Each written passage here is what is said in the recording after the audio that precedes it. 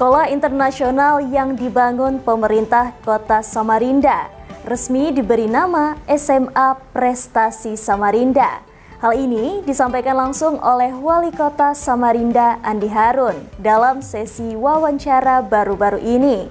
Sekolah tersebut berlokasi di kawasan ex-SMP Negeri 16, Jalan Jakarta, Kecamatan Sungai Kunjang. Menurut Andi Harun, pemilihan nama Prestasi bukan sekedar simbol, melainkan harapan besar bagi masa depan siswa-siswi di sekolah itu.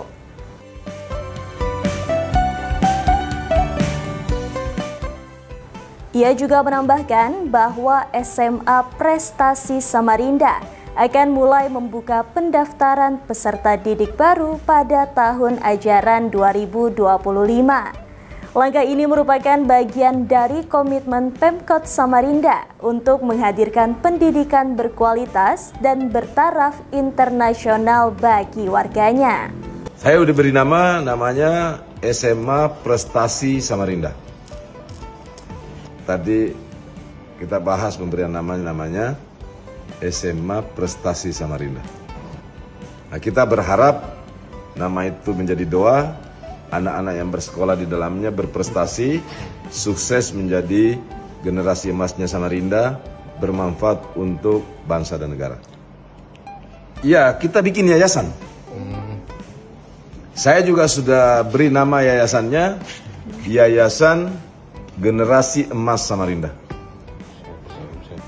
Jadi nanti pengelolanya adalah yayasan karena kewenangannya itu ada di provinsi. Nanti yayasan ini akan membuat SMA, tapi yayasan ini murni 100% miliknya pemerintah Kota Samarinda. Strukturnya diantaranya tadi yang kita sepakati, Kepala Pendidikan dan Kebudayaan secara ex officio akan menjadi ketua yayasan. Jadi siapapun nanti jadi kepala Dikbudnya akan menjadi kepala sekolah ya? Kepala Ketua Yayasan Generasi Emas Samarinda. Kan begini, kita udah bangun sekolahnya sangat baik, bilingual ya, penguatan bahasa Inggris dan bahasa Indonesia, kemudian kita juga akan memperkuat mata pelajaran matematika, sains dan sains dan matematika. Nah, kalau tamat SMP kemana setelah SMP? Ya, kita juga ingin membuat status sekolahnya kualitasnya sama. Akhirnya ya kita siapkan dua alternatif. Satu, bisa jadi SMA ini berada di bawah yayasan, bisa jadi kita akan minta pendelegasian kewenangan dari pemerintah provinsi ke pemerintah kota untuk SMA ini. Ya. Jadi ada dua alternatif. Nanti mana yang kita pakai di final nanti, tunggu saja kabarnya. Oke, siap.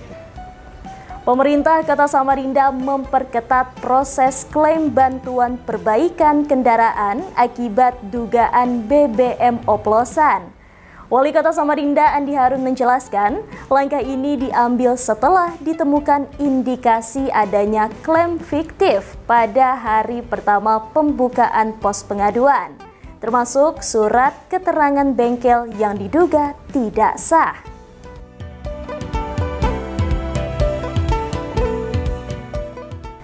Persyaratan klaim bantuan, syarat utama, format formulir resmi yang disediakan oleh pihak kecamatan. Format tersebut menyertakan pernyataan pertanggungjawaban hukum dari pihak bengkel dan warga yang mengklaim bahwa keterangan yang diberikan adalah benar dan siap menanggung resiko hukum jika terbukti palsu. Nota perbaikan bengkel yang menyatakan kerusakan yang diduga akibat pemakaian BBM mulai tanggal 28 Maret sampai dengan 8 April 2025. Fotokopi KTP, wajib KTP domisili Samarinda, fotokopi kartu keluarga, fotokopi STNK kendaraan wajib dibawa, foto atau video kondisi motor, foto atau video suku cadang yang diganti. Penambahan syarat administratif. STNK kendaraan harus masih berlaku atau hidup. Nama di STNK harus sesuai dengan KTP milik pengklaim. Klaim hanya dapat dilakukan oleh warga yang memiliki KTP berdomisili di Samarinda. Satu warga hanya dapat mengklaim untuk kendaraan yang benar-benar dimiliki dan digunakan. Tidak boleh mengatasnamakan kendaraan orang lain. Batas waktu pengajuan. Pengajuan klaim paling lambat dilakukan pada hari Kamis 17 April 2025. Verifikasi oleh kecamatan dilakukan hari Jumat dan pembayaran bantuan dilakukan Sabtu untuk klaim yang telah tervalidasi. Warga dan bengkel yang terbukti memberikan keterangan palsu dapat dikenai sanksi hukum. Pemerintah Kota Samarinda meminta maaf atas perubahan yang dilakukan. Hal ini sebagai bentuk tanggung jawab pemerintah agar bantuan tepat sasaran dan tidak dimanfaatkan oleh oknum yang tidak berhak. Dengan sangat berat saya harus menyampaikan kita prihatin dan menyampaikan sesuatu yang kita tidak duga sebelumnya, bahwa setelah pelaksanaan sehari ditemukan indikasi ada pihak yang memanfaatkan, diduga ada pihak yang memanfaatkan kesempatan ini dengan memberi keterangan yang tidak sepenuhnya benar. Kami menemukan di lapangan, misalnya tanggal surat pernyataan relatif hampir sama semua. Seperti contoh misalnya di Kecamatan Samarinda Utara, keterangan dari bengkel itu ada satu bengkel yang memberikan keterangan kurang lebih sekitar total yang melakukan klaim di Kecamatan Samarinda Utara kurang lebih 40% hanya satu bengkel. Nah, perubahan-perubahan itu yang kita sampaikan pada hari ini satu. Kita akan ganti surat keterangan itu, formatnya dibuat oleh kecamatan. Ada keterangan di bawah bahwa si pemberi keterangan, baik bengkel maupun pihak yang mengajukan klaim atau pihak yang merasa dirinya korban, harus menjamin bahwa keterangannya benar dengan sebenar-benarnya, betul-betul menjadi korban, bukan keterangan palsu. Di format surat keterangan yang besok mulai akan didistribusi oleh kecamatan, akan ada pernyataan di bawah, demikianlah keterangan ini saya buat dengan sebenar-benarnya dan bertanggung jawab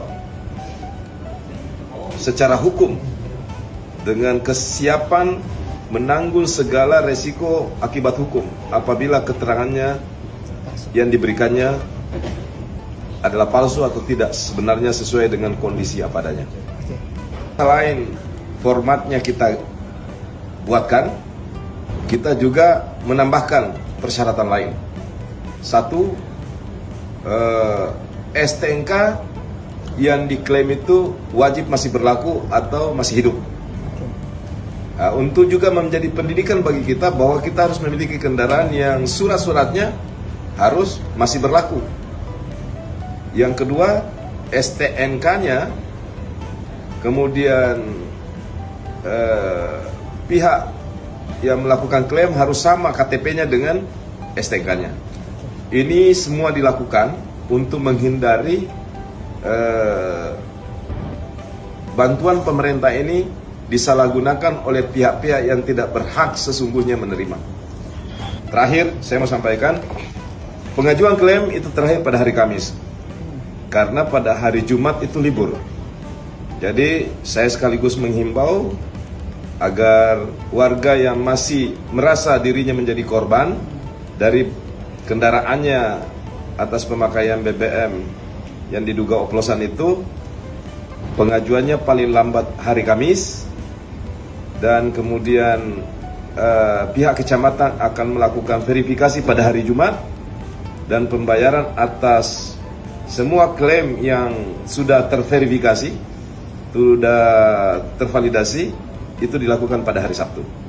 Ya. Mudah-mudahan setelah keterangan ini saya sampaikan, kita menghargai inisiatif pemerintah dan memberikan keterangan yang sejujur-jujurnya, sehingga kita terbiasa dengan pola-pola yang jujur juga dalam menjalankan program pemberian bantuan pemerintah ini di masa-masa yang akan datang. Antusiasme warga Samarinda yang terdampak kerusakan kendaraan akibat dugaan BBM tercampur ternyata melampaui prediksi awal. Di sejumlah kecamatan, kuota bantuan yang disediakan pemerintah kota sudah habis dalam waktu singkat. Namun, Wali Kota Samarinda Andi Harun memastikan bahwa masyarakat tidak perlu khawatir. Selama bukti dan klaim valid, bantuan akan tetap diberikan. Menanggapi kondisi tersebut, ia langsung menginstruksikan jajaran untuk tidak menolak pengajuan bantuan meski kuota harian sudah terpenuhi.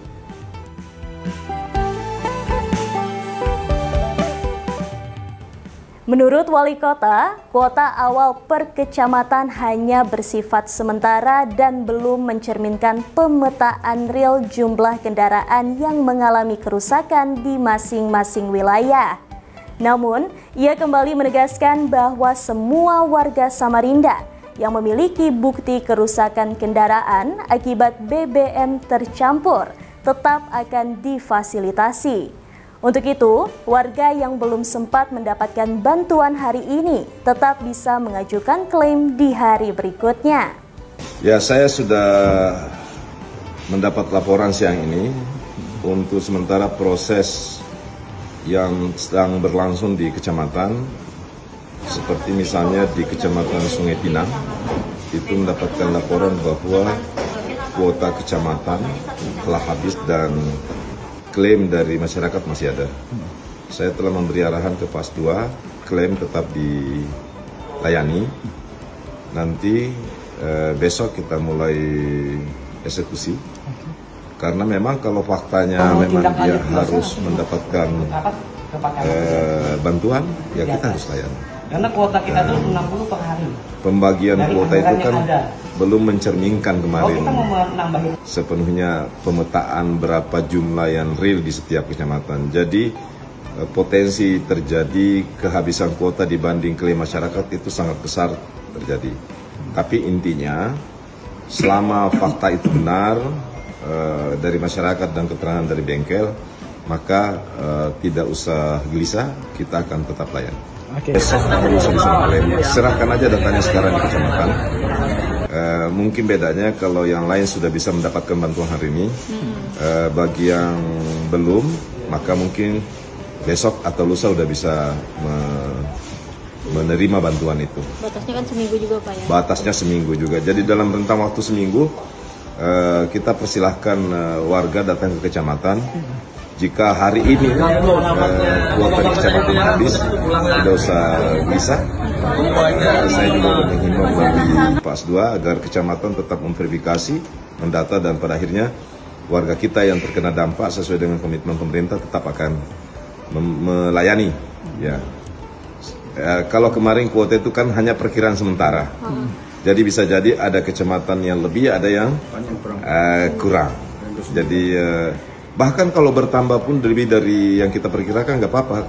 Pendeknya basisnya adalah semua warga Samarinda yang berdomisili berKTP Samarinda yang mengalami masalah yang sama, kita akan layani. Dan tadi sudah Pak As2 sudah menghubungi semua camat untuk melayani. Bedanya kita minta maaf karena mungkin ada yang bisa cair hari ini, tapi mungkin ada yang cair dalam sehari dua hari. Pokoknya dalam rentan seminggu ini. Seperti biasa masyarakat sabar, di akhir segmen kita akan ngebacain komentar-komentar para netizen Samarinda beradab. Nah, kali ini ada beberapa komentar yang sudah kami rangkum selama 1 pekan.